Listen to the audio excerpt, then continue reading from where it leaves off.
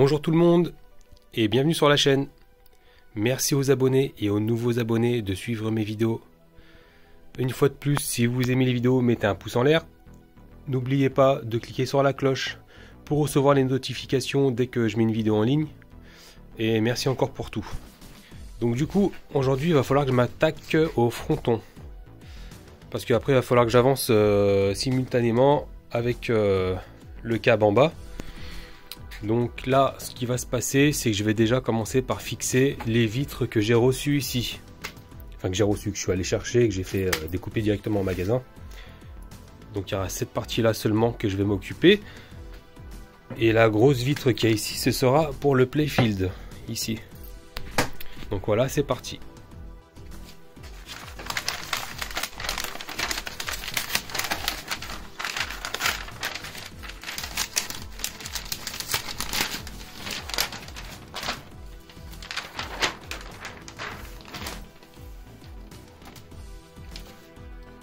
Voici la vitre en question.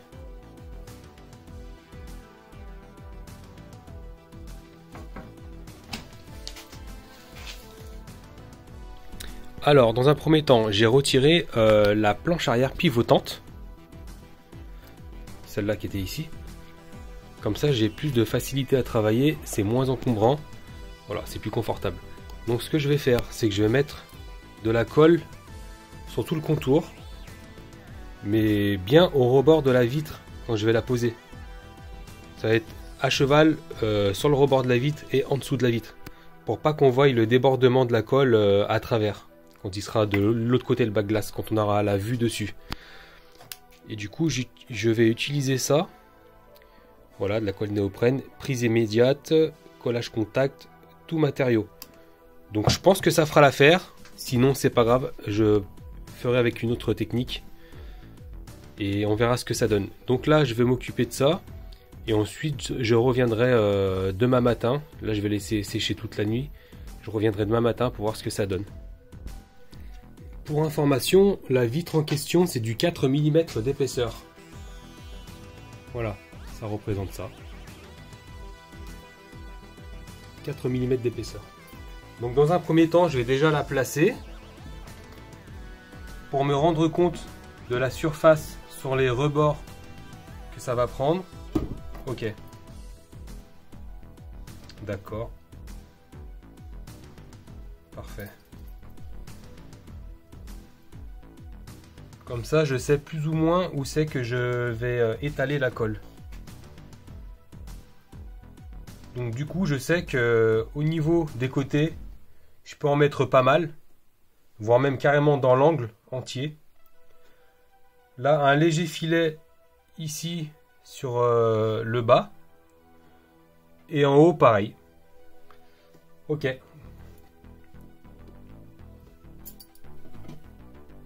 Hop.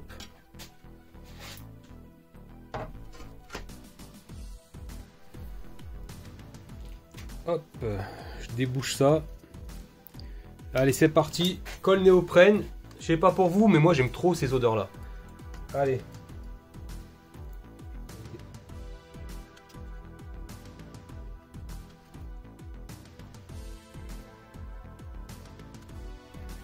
Ok, je rebouche ça vite avant que ça coule.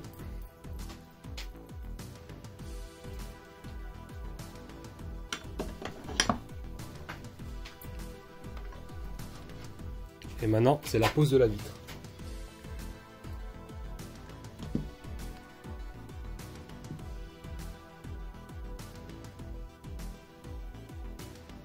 Mais avant tout, je vais quand même m'assurer d'un truc. Ce côté là-bas, là, il m'a l'air un peu louche quand même. Hein. Je vais m'en occuper direct. Voilà, j'avais peur que ça déborde.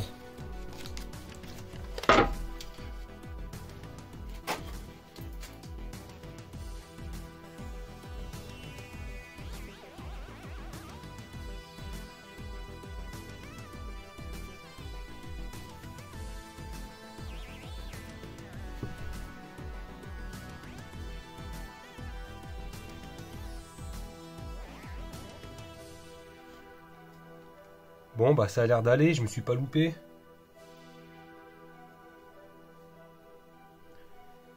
Voilà, c'est bon ça.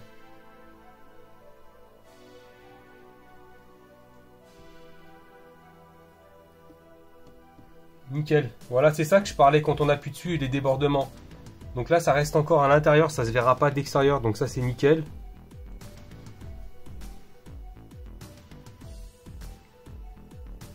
Je vais juste le relever un tout petit peu. Voilà. Et bah du coup maintenant je vais pouvoir en remettre sur les bords.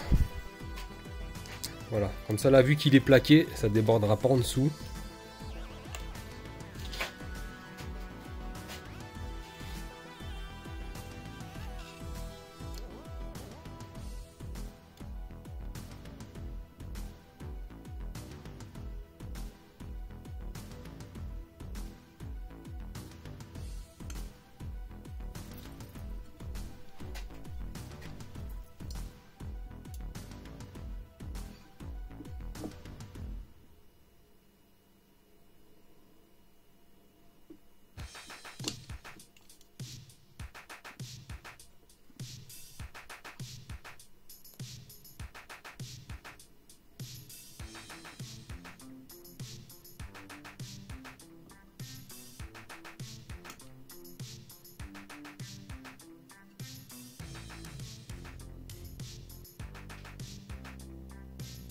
Hop, je fais attention pour pas en foutre de partout sur la vitre.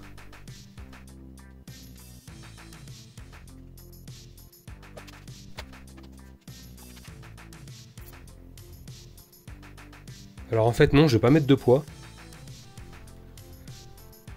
Je vais juste le maintenir. Donc je coupe la vidéo pour l'instant, apparemment c'est prise rapide, donc on va bien voir d'ici 5-10 minutes. Donc voilà, même pas 20 minutes. Donc la vitre est posée là. Donc voilà, on voit pas de traces, donc j'ai bien fait le taf. Voilà, et de l'extérieur ce que ça donne. Enfin de l'intérieur, pardon. Donc voilà, ça va pas déborder. Là j'ai eu chaud. Mais sinon ça va pas déborder et ça tient bien. Mais je vais quand même le remettre à plat. Parce qu'il y a des endroits où, comme par exemple là il y a des pâtés, des trucs comme ça. Ça se voit que c'est pas encore bien sec. Donc je vais le remettre à plat. Et attendre que ça sèche jusqu'à demain. Mais franchement en 20 minutes, en gros si on met pas de pâté, même pas 20 minutes c'est collé quoi.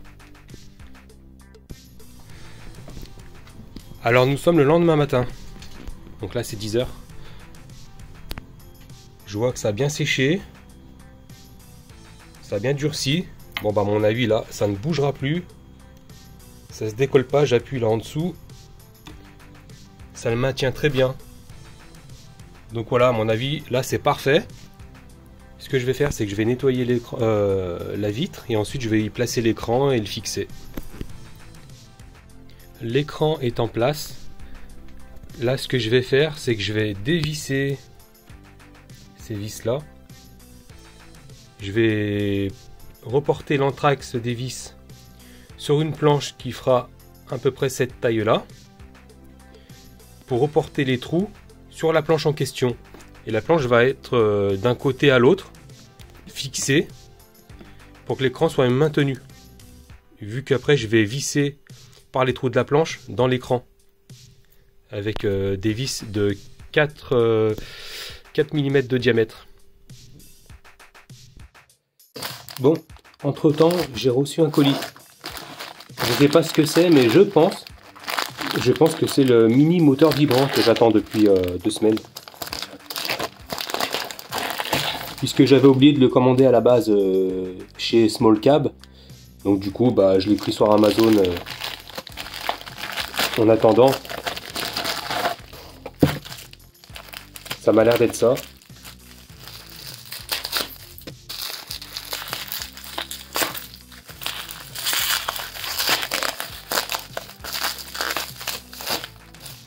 Ok, c'est bien ça.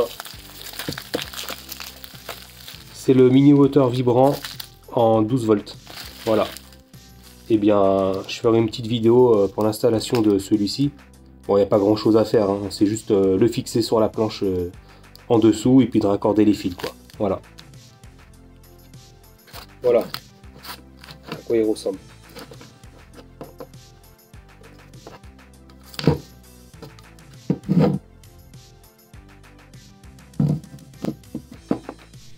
voici la planche en question où va être fixé l'écran.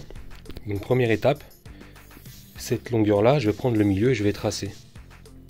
Et ensuite la deuxième étape, je vais prendre cette hauteur là et je vais prendre le milieu pareil. Alors voilà, j'ai trouvé mon milieu. Maintenant je vais pouvoir faire l'anthrax d'ici à ici, d'ici à ici. C'est-à-dire 10 cm entre chaque trou. Et voilà, c'est fait. Mes 4 trous sont là. Donc pour avoir les 10 cm de chaque côté, je suis parti du milieu. J'ai fait 5 cm là, 5 cm là, 5 cm là, 5 cm là. Donc j'ai tracé un trait à chaque extrémité, un petit trait. Et ensuite je les ai rejoints avec les grands traits. Voilà. Et maintenant j'ai mes angles ici où je vais pouvoir faire les trous. C'est parti. Alors voici les vis en question. En 4 mm de diamètre. Pour pouvoir y insérer dans les trous à l'arrière de l'écran. Moi cette planche là, elle est plus grande en fait, regardez. Donc ça va être difficile pour accéder au trou de l'écran. Donc ce que je vais faire, c'est que je vais prendre une tête fraisée comme ça. Et je vais pouvoir aller en profondeur jusqu'à là.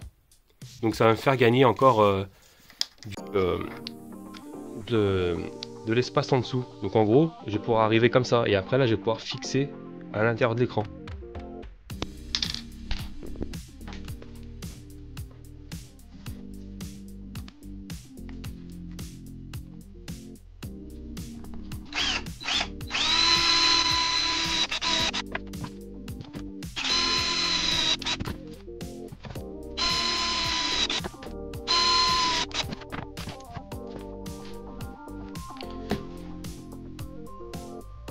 Voilà, les trous sont faits.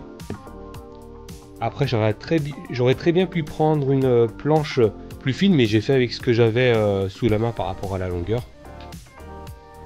Hop. Donc là, ça dépasse bien. À voir maintenant si sur l'écran, ça va passer.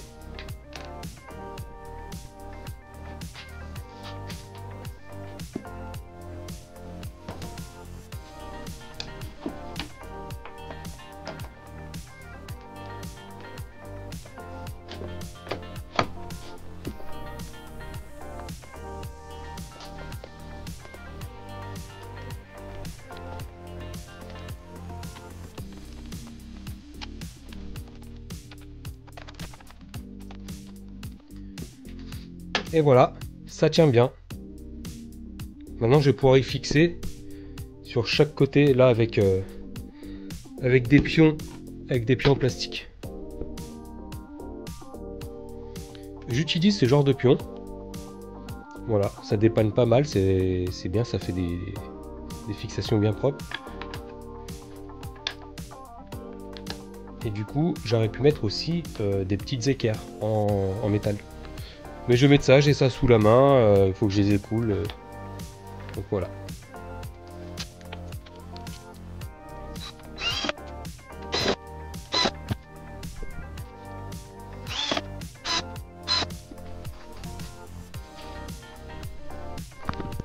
Voici ce que ça donne au final. Donc l'écran est posé.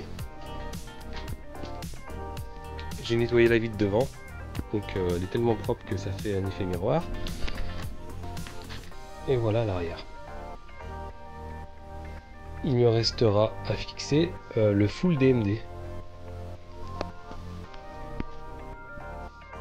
Ok, donc du coup, le moteur vibrant là, et voilà, je le plaçais ici, là où il devait être à la base au tout début, quand j'ai décidé qu'il allait se mettre ici. Donc voilà, je le centre bien, que ça fasse propre.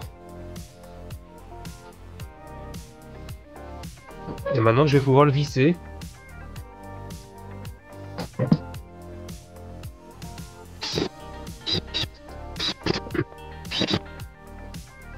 Voilà, c'est parfait, il ne bouge pas. Donc maintenant, ça c'est fait. Je vais pouvoir passer à l'étape suivante, c'est-à-dire fixer le full DMD. Ok, le full DMD est fixé. Alors comment j'ai fait? J'ai fait avec de la récup. J'avais des sortes de trucs métalliques là, comme ça là. J'en avais 3 qui traînaient, ça tombe très bien. Donc du coup, je les ai fixés. Là, ça bloque contre le bois quand je vise fort. Et là, j'ai mis une mousse. Comme ça n'abîme pas l'arrière de l'écran. Pareil pour en haut. Pareil pour ici. Voilà. Et ça bouge pas. Voilà. En dessous, j'ai mis une cale en bois.